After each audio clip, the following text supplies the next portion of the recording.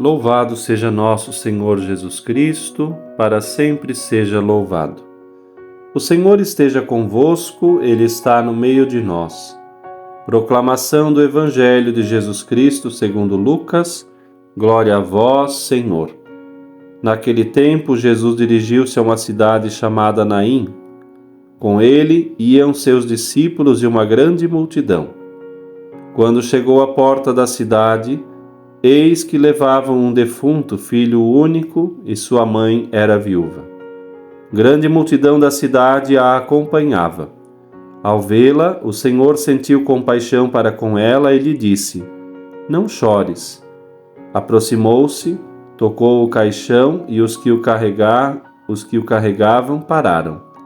Então Jesus disse: Jovem, eu te ordeno, levanta-te. O que estava morto sentou-se e começou a falar, e Jesus o entregou à sua mãe. Todos ficaram com muito medo e glorificavam a Deus, dizendo: Um grande profeta apareceu entre nós, e Deus veio visitar o seu povo. E a notícia do fato espalhou-se pela Judéia inteira e por toda a redondeza. Palavra da salvação, glória a vós, Senhor. Meu irmão, minha irmã, lemos este Evangelho e agora meditamos Lucas capítulo 7, versículos de 11 a 17, esta ressurreição do filho da viúva de Naim, onde nosso Senhor lhe devolve a vida e enquanto lhe devolve a vida, novamente concede a esta mulher tudo quanto ela necessitava para poder sobreviver. E digo isso porque naquela ocasião, naquela cultura, uma mulher viúva já teria dificuldades de se sustentar e agora sem filhos, mais dificuldades ainda. E nosso Senhor intervém com poder e glória e assim então organiza novamente todas as coisas. Quero aproveitar da ocasião deste dia 19 de setembro, e lembrar com muito carinho de Nossa Senhora de La Salette, um título mariano, aonde em 1846, nesta data, 19 de setembro, uma bela senhora, como os videntes descrevem, apareceu na cidade, nos Alpes franceses, numa localidade chamada Salette. Ali a Virgem Maria quis aparecer para duas crianças, Pedro Maximino e Francisca Melânia. No fundo de um vale, as crianças avistaram como que um globo de fogo, como se fosse o sol que houvesse descido, e dentro dele estava uma bela senhora sentada com os cotovelos apoiados sobre os joelhos, o rosto escondido entre as mãos, e estava a chorar. A bela senhora levanta-se e fala àqueles dois pastorzinhos: Vinde, meus filhos, e não tenhais medo. Aqui estou para lhes contar uma grande novidade. E Maria então começa a sua mensagem, primeiro acalmando as crianças, depois dá alguns passos em direção a eles, e o que impressiona aquelas crianças é que Nossa Senhora não para de chorar. E ela deixa uma mensagem que até hoje impressiona. Mais ou menos, o teor da mensagem consta do seguinte: Se meu povo não quer submeter-se, sou forçada a deixar cair o braço do meu filho. É tão forte e tão pesado que eu não posso mais segurá-lo. Há quanto tempo eu sofro por vós? Se quero que meu filho não vos abandone, sou incumbida de suplicá-lo sem cessar. E quanto a vós, nem fazeis caso. Por mais que rezeis, por mais que façais, jamais podereis recompensar a aflição que sofro por vós.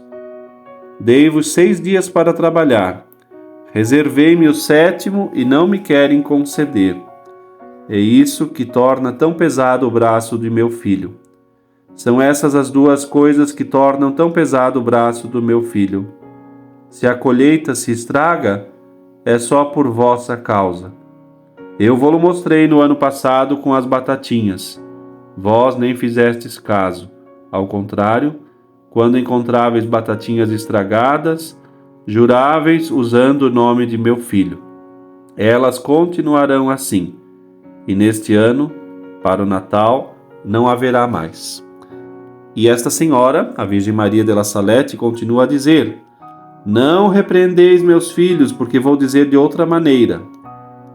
No dialeto daquela região, a Virgem Maria falando a essas crianças, vai lembrar então da vida agrícola e dos fenômenos que iriam aparecer na agricultura. E ela diz: se tiverdes trigo, não se deve semeá-lo. Tudo que semeardes será devorado pelos insetos, e o que produzir se transformará em pó ao ser malhado. Virá uma grande fome antes que a fome chegue, as crianças menores de 7 anos serão acometidas de tremor e morrerão nos braços das pessoas que as carregarem. Os outros farão penitência pela fome. Até as nozes vão carunchar e as uvas apodrecer. Nossa Senhora confia este segredo às duas crianças, Maximino e Melânia, e vai pedindo, em meio às lágrimas, que todos se convertam. Se assim for, as pedras e os rochedos vão se transformar em montões de trigo, e as batatinhas serão semeadas nos roçados. E assim então, a Senhora pede que rezem. E enquanto pede a oração, vai lembrar: meus filhos, rezem de manhã e de noite, dizendo ao menos um Pai Nosso e uma Ave Maria, quando não puder fazer mais. Quando puder, fazei mais e dizei mais. Durante o verão, e aí uma queixa de Nossa Senhora, só algumas mulheres de certa idade têm ido à missa. Os outros têm trabalhado no domingo. Durante o inverno, quando não sabem o que fazer, só vão à missa para zombar da religião. Durante a quaresma, vão ao açougue como cães. Nunca vistes o trigo estragado, meus filhos? Meus filhos, como o dono da roça, ao ver o trigo estragado, joga tudo fora, também vocês, se não se converterem, serão lançados fora. Transmitam esta mensagem ao meu povo. Meus filhos, transmitam esta mensagem ao meu povo.